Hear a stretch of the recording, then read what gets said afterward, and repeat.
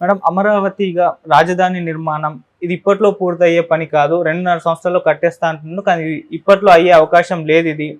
దీనికి మోదీ గారు కూడా నిధులివ్వలేదు, ఆయనే అడ్డుకుంటున్నారు అని చెప్పేసి కూడా కొన్ని వార్తలు రావడం మనం చూస్తున్నాం. నిజంగా అమరావతి నిర్మాణం ఉంటుందా రాజధానిగా, లేదా మేడం? మీ ఒపీనియన్ దీనిపైన? ఇప్పుడు అమరావతి రాజధానిగా ఉంటుందా ఉండదా అనేది అసలు ఇట్లాంటి చర్చే అనవసరం అండి.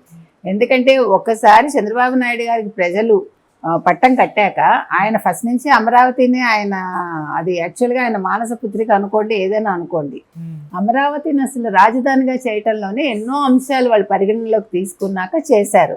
అది ఒక రోజులో తీసుకున్న నిర్ణయం కాదు, ఒకళ్ళ నిర్ణయం కాదు అది. కాబట్టి ఇప్పుడు ఆల్రెడీ మనకి బిల్డింగ్లు ఉన్నాయి అక్కడ. ఇప్పుడు ఇంకా ఈ ఐఏఎస్ కావచ్చు, ఐపీఎస్ కావచ్చు, లేకపోతే ప్రభుత్వ ఉద్యోగులు కావచ్చు, వీళ్ళందరికీ సంబంధించిన క్వార్టర్స్ కొంతవరకు అయిపోయింది. అది మొన్న అదే అడిగారు ఆయన, మాకు నిధులు ఇవ్వండి వాటిని కంప్లీట్ చేస్తామని. అవ్వకపోవడానికి ఆస్కారం ఎక్కడుందండి? ఇప్పుడు మీరు సగం కట్టిన బిల్డింగ్స్ ఎంతసేపులో పూర్తి చేస్తారు? అవి డబ్బులు వచ్చేస్తాయి అనుకోండి, నిధులు ఇవ్వరని ఏమైనా చెప్పారా? మోదీ గారు చెప్పలేదు కదా. ఈయన 1,00,000 కోట్లు అడిగారు. ఈయన ఏ శాఖకి ఎంతెంత కావాలి, ఇప్పుడు అమరావతి అడిగారు, పోలవరం అడిగారు. ఇవన్నీ కేంద్రం ఇవ్వాల్సినవి ఇవంతా కూడా. ఎందుకంటే ఇప్పుడు మనం ప్రత్యేక హోదా వీళ్ళు అడగమంటున్నారండి. ప్రత్యేక హోదా వల్ల కలిసి వచ్చేది ఏం లేదు. దానివల్ల మనకి పరిశ్రమలు రావు, రాయితీలు ఉండవు. అంటే దాంట్లో ఉండే మైనస్లు ప్లస్లు దాంట్లో ఉన్నాయి. కాబట్టి ఈరోజు వీళ్ళు వైసీపీ వాళ్ళు ఏదో కొత్తగా తెర మీదకి తీసుకొచ్చి మీరు ప్రత్యేక హోదా అడగలేదు, నువ్వేం చేశావు? నిన్నటి వరకు నిద్రపోయారా మీరందరూ? మంత్రులందరూ ఏం చేశారు? ఎంపీలందరూ ఏం చేశారు? అక్కడ మాట్లాడారా ఒక్కరోజైనా? నిన్న సుబ్బారెడ్డి మాట్లాడతాడు మన లోక్సభలో, ప్రత్యేక హోదా కావాలని. దేనికి అడుగుతున్నావు నువ్వు? అసలు అడిగేవాడికి అసలు సిగ్గుండాలండి వీళ్ళందరికీ. అసలు ఇవాళ జగన్మోహన్ రెడ్డి ఏ మొహంతో అడుగుతాడు? మీరు అడగనే లేదు. మీరు ఇది ఇంత మీకు ఏమంటారు, అక్కడ వాళ్ళకి 240 సీట్లు వచ్చాయి బీజేపీకి, మీకు 164 వచ్చాయి. మీరు మద్దతు తెలిపేశారు, మీరు చూశారు కదా వీడియో. మద్దతు తెలిపేశారు, మీరు ప్రత్యేక హోదా అడగలేదు, మీరు చాలా తప్పు చేస్తున్నారు, మీకు ప్రజలు బుద్ధి చెప్తారు, ఏంటంటూ మాట్లాడాడు ఆయన. అసలు ఆయనకి ఎవడిచ్చాడు ఫస్ట్ మాట్లాడే హక్కు? జగన్మోహన్ రెడ్డికి. నువ్వు 5 ఏళ్ళు ఏం చేసావు? నువ్వు ఇన్ని లక్షల కోట్లు తిన్నావు, అసలు ప్రజలకు ఏమైనా చేసావా? నువ్వు కేంద్రాన్ని ఏమైనా అడిగావా? నువ్వు డిమాండ్ చేసావా ఏ రోజైనా? నువ్వు అసలు ఏవి చెప్పొచ్చాడండి ఆయన? ప్రత్యేక హోదా తీసుకొస్తా అన్నాడు ఆయన. ఆ మాట మీద కదా వచ్చాడు. ప్రజలు ఆయనకు పట్టం కట్టారు. ఏం తీసుకొచ్చాడు? మద్యపాన నిషేధం అన్నాడు, చేశాడా? కాబట్టి వీళ్ళ మాటలు మనం తీసుకోక్కర్లేదండి. అసలు వైసీపీ వాళ్ళు ఏది అడిగినా ఏది చెప్పినా నమ్మక్కర్లేదు ప్రజలు మొట్టమొదట. రెండోది, మనకి ఈయన ఏమడిగారు? 1,00,000 కోట్లు అడిగారండి. ఇప్పుడు నిధులు ఇవ్వనని ఆయన చెప్పలేదు. ఇప్పుడు మోదీ గారికే నష్టం నిధులు ఇవ్వకపోతే ఒక రకంగా. రెండోది, ప్రత్యేక ప్యాకేజీ మనకు అవసరం. బుందేల్ఖండ్ తరహాలో మనకి ప్యాకేజ్ అడిగారు. ప్యాకేజ్ వల్ల ఏమవుతుందంటే మనకి నిధులు వస్తాయి, పరిశ్రమలు వస్తాయి, పెట్టుబడులు వస్తాయి. అంటే ఇప్పుడు ఆర్థిక నిపుణులతో చర్చించకుండా చంద్రబాబు నాయుడు గారు ఏది నిర్ణయాలు తీసుకోరు కదండి. ఆయన ఎకానమిస్ట్గాను కూడా ఆలోచిస్తారు కదా. ఆయన ఏమీ అనుభవం లేని మనిషి కాదు. 3 సార్లు ముఖ్యమంత్రిగా చేశాడు ఆయన. 7 సార్లు ఎంత ఎమ్మెల్యేగా చేశాడు ఆయన.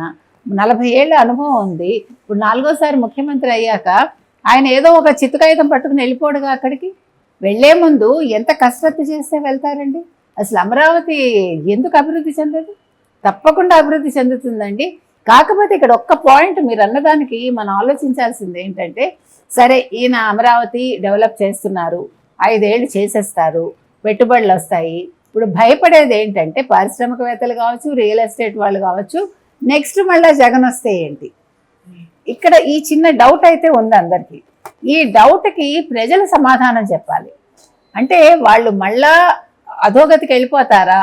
ఇప్పుడు మీరు రోడ్లు చూసారండి. ఇప్పుడు ఆయన అన్నీ అడిగారు కదా, నేషనల్ హైవేలు అడిగారు ఆయన, అదేంటి ఆర్ఆర్ఆర్ అడిగారు, ఏంటి రింగ్ రోడ్డు, తర్వాత ఇవన్నీ కూడా కనెక్టివిటీ అడిగారు అన్నింటికి.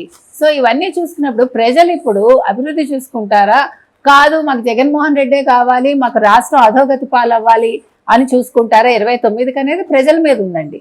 కాబట్టి ఇప్పుడు చంద్రబాబు నాయుడు గారు అడిగినవన్నీ కూడా మనకి ప్రజలకి సౌలభ్యం కోసం, ప్రజలకి ప్రతి ఒక్కటి కూడా సక్రమంగా ఉండాలి. ఇప్పుడు మీరు వెళ్తున్నారండి, రోడ్డు సరిగా లేకపోతే మనం ప్రయాణం ఎలా చేస్తాం?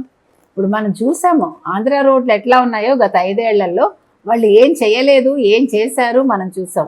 ఆయన సెక్యూరిటీకి ఎంత పెట్టుకున్నాడు ఆయన ఇంటి ముందు అసలు ఏ రకంగా పెట్టుకున్నాడు ఆయన ఎలక్ట్రానిక్ ఇదంతా కూడా. తర్వాత ఆయన కంచికే 10 కోట్లు ఖర్చు పెట్టాట. మరి ఇవన్నీ ప్రజలు ఆలోచించాలి. ప్రజల సొమ్ము ఇదంతా కూడా. ఇప్పుడు నిన్న వైఎస్ఆర్ విగ్రహాలకండి 23 కోట్లు అవసరమా? ఎందుకు కడితే ఎందుకు ఎవరి డబ్బు అండి ఇదంతా? అసలు ఇడుపులపై ఎవరి డబ్బుతో కట్టారు అది కూడా చూడాలండి. నిజమే, ఆయన ఒక నాయకుడు, సరే చనిపోయారు, ఆయనకు ఒక రెస్పెక్ట్ ఇవ్వాలి. ఎంతవరకు ఇవ్వాలి మనం? అంటే ఎన్ని కోట్లు ఖర్చు పెడతారు మీరు? అది మీరు మెయింటైన్ చేసుకోవాలి, మీ ఫ్యామిలీ మెంబర్స్ చూసుకోవాలి, అంతే తప్ప ప్రభుత్వానికి ఏంటి సంబంధం అండి? ఇవన్నీ కూడా ఆలోచించాలండి. మనం ఎందుకు చెప్తున్నామంటే, మీరు ఇన్ని రకాలుగా ప్రతి ఒక్కటి తినేసి ఇవాళ నుంచి ఇసుక ఫ్రీగా ఇస్తున్నారండి. ఇది ఎంత ముఖ్యమైన విషయం అండి. అసలు ఇసుక వాళ్ళంతా కూడా నిల్వలు పెట్టేసి పైగా దానికి ఒక కథ చెప్తారు వాళ్ళు. మేము అవసరానికి ఉంటుందని దాచిపెట్టాము, ప్రజలకు ఇవ్వటం కోసం దేనికి మీరు ఫ్రీగా ఇస్తున్నారా? అసలు వాళ్ళందరూ ఎవరు? ఆ కాంట్రాక్టర్స్ అందరూ ఇవాళ వెనక్కి వెళ్ళిపోయారు. ఆ కాంట్రాక్టర్స్ చూసారా మీరు? ప్రతిమ ఒకటిను ఇంకొకటి ఏదో వాళ్ళు వెనక్కి వెళ్ళిపోయారు ఇవాళ. ఎందుకంటే వాళ్ళకి డబ్బులు రావు కదా, వాళ్ళు ఎందుకు చేస్తారు? ఫ్రీ సర్వీస్ చేస్తారు ఏమన్నా? అందుకని మనం ప్రజలు ప్రతి ఒక్క అంశాన్ని చూసుకోవాలండి. మనం ఆలోచించుకోవాల్సింది ఏంటంటే, ఫస్ట్ నా ఊరికి ఏం చేశారు ఈ రాజకీయ నాయకుడు, లేదు ఈ పార్టీ, ఫస్ట్ చూసుకోవాలి. మన రోడ్లు బాగున్నాయా, మనకు అవసరానికి మందులు అందుతున్నాయా, మనకు ఒక మంచి హాస్పిటల్ ఉందా దగ్గరలో, ఇవన్నీ కూడా అంటే బేసిక్స్ ఇవంతా కూడా. ఇప్పుడు స్కూల్స్ తీసుకోండి, ఇంగ్లీష్ మీడియం ఉంటే సరిపోతుందండి.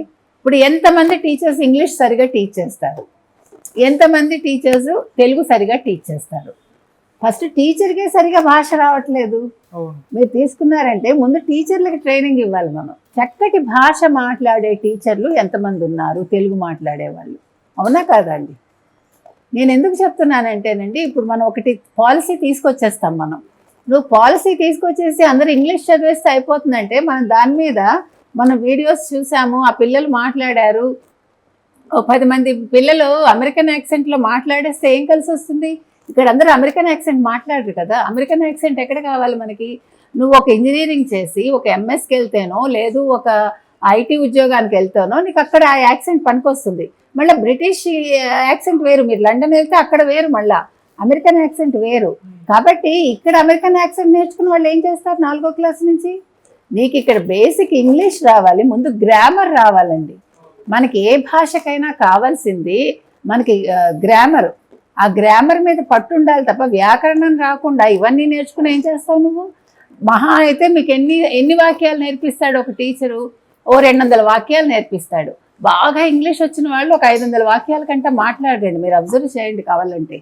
500 వాక్యాల కంట ఏ ఇంగ్లీష్ మీడియం వాళ్ళు మాట్లాడరు. కాబట్టి నువ్వు ఇంగ్లీష్ ఒకటి వస్తే సరిపోదు, ఇంగ్లీష్ భాష ఒకటే కాదు, ఇప్పుడు మీకు మిగతా సబ్జెక్ట్స్ అన్నీ ఉన్నాయి. దానికి నీ మాతృభాష వస్తేనే నీకు బాగా బుర్రలోకి వెళ్తుంది, అది వంట పడుతుంది. మీకు ఒక వ్యక్తికి మీరు చూడండి, ఒక ఆంగ్లంలో బోధించిన దానికి వాళ్ళ మాతృభాషలో బోధించిన దానికి తేడా ఉంటుంది. వాళ్ళంటే రిసీవింగ్ అనేది మెథడ్లో తేడా ఉంటుందండి ఎవరికైనా సరే, ఈవెన్ మనకైనా సరే. అందుకనే మాతృభాషలో బోధన జరగాలనేది. తెలుగు కాకుండా ఈయన ఇంగ్లీష్ పెట్టేసి ఈరోజు ఆ పిల్లలందరూ ఏమైపోతారు? ఏమీ అవ్వరు, చక్కగా తెలుగులో చదువుకుంటారు.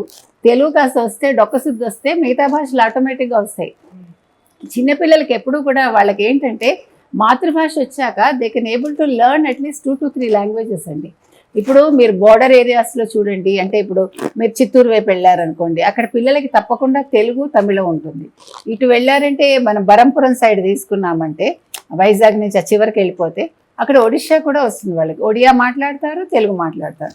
ఇక్కడ కన్నడ మాట్లాడతారు. మీరు ఇది మనం కర్ణాటక బోర్డర్కి వెళ్తే తెలుగు మాట్లాడతారు. ఇటు వెళ్ళామనుకోండి నాందేడ్ ఇటు సైడు, ఇక్కడ మహారాష్ట్ర మాట్లాడతారు, తెలుగు మాట్లాడతారు. అది పెద్ద విషయమే కాదు. హిందీ ఎలాగో ఆటోమేటిక్గా వస్తుంది వీళ్ళందరికీ. హిందీ రాంది ఎవరికంటే మన తెలుగు వాళ్ళకి, ఎందుకంటే ఆంధ్రాలో హిందీ అవసరం లేదు కాబట్టి వీళ్ళందరికీ హిందీ టచ్ ఉంటుందండి. మీకు మహారాష్ట్ర కావచ్చు, కర్ణాటక బోర్డర్స్ కావచ్చు, వాళ్ళు 3 లాంగ్వేజెస్ మాట్లాడతారు. అంటే మాతృభాష కాకుండా 2 భాషలు, అది కాకుండా ఇంగ్లీష్. కాబట్టి భాష నేర్చుకోవటం అనేది పెద్ద కష్టం కాదండి. ఇప్పుడు తెలుగు మీడియంలో చదువుకుని అందరూ ఉన్నత స్థానానికి వెళ్ళొచ్చు. పోనీ తెలుగు మాధ్యమమే వద్దు, ఫస్ట్ లాంగ్వేజ్ తెలుగు పెట్టి మీరు మిగతా సబ్జెక్ట్స్ ఇంగ్లీష్లో చదువుకుని ఇంగ్లీష్ ఒక సబ్జెక్టుగా పెట్టండి. అంతేగాని ఇంగ్లీష్ బోర్డులు పెట్టేశాము ఏం ఉద్ధరిస్తున్నారు మీరు? ఒక్కసారి ఇవాళ మన ఆంధ్రాకి వెళ్ళే స్కూల్స్ అన్నీ చూసామంటే అక్కడ పిల్లలు నాలెడ్జ్ ఏ స్థాయిలో ఉంది, వాళ్ళు ఎంత నేర్చుకున్నారో మనకు అర్థమవుతుందండి. ఎందుకు చెప్తున్నాం అంటే ఇవన్నీ కూడా మీరు కోట్లు ఖర్చు పెట్టేసి ప్రతిదానికి జగన్ జగన్ జగన్, ఈ జగనే చేశాడు, ఏంటి జగన్ చేశాడు. మీరు ఇప్పుడు కూడా వినండి ఆయన స్పీచ్లు. నిన్న కూడా జగన్మోహన్ రెడ్డే చేస్తాడు. ఏంటి జగన్మోహన్ రెడ్డి చేస్తాడు? నీ డబ్బులు అవి నీ జేబులోంచి ఇస్తున్నావా నువ్వు? ప్రజల సొమ్ము, ప్రభుత్వం సొమ్ము, అది ప్రజలు ట్యాక్సులు కట్టిన సొమ్ము. నువ్వు నీ ఖాతాలో ఎందుకు వేసుకుంటావు? నీ పార్టీ చేసిందని చెప్పు, అంతవరకే. నీ పార్టీ వచ్చాక ప్రజలకు మేము ఇది చేశాము, జగన్ చెయ్యలేదు. మంత్రులు కూడా మాట్లాడటానికి లేదు అక్కడ, మంత్రుల పేర్లు కూడా తీయడు ఆయన. కాబట్టి ఫస్ట్ ఆ భ్రమలోంచి ఆయన బయటికి రావాలండి. ఇన్ని వేల కోట్లు సంపాదించుకున్న ఆయన ఏం చేస్తున్నాడు? అందుకని అమరావతి అనేది మీరు ఏ రకంగా తీసుకున్నా తప్పకుండా అది అవుతుందండి. కథ it's a matter of time. 2.5 సంవత్సరాలు పట్టచ్చు, 3 ఏళ్ళు పట్టచ్చు, మాక్సిమం 4 ఏళ్ళు పట్టచ్చు. ఇప్పుడు పోలవరం 4 ఏళ్ళు అన్నారు. సో ఇది కూడా ప్యారలల్గా డెవలప్ అవుతుంది. ఈలోగా మనకి పెట్టుబడులు తీసుకురావడానికే ప్రయత్నిస్తున్నారు కదండి. పెట్టుబడులు వస్తే మనకి అన్నీ కూడా మీకు ఎప్పుడైతే పెట్టుబడులు వచ్చాయో, పరిశ్రమలు వచ్చాయో, మనకి ఇన్కమ్ కూడా వస్తుంది కదా, జనరేట్ అవుతుంది. ఆయన చెప్పేది అదే కదా, ఓ పక్క సంపద వృద్ధి, ఓ పక్క సంక్షేమం అన్నాడు ఆయన.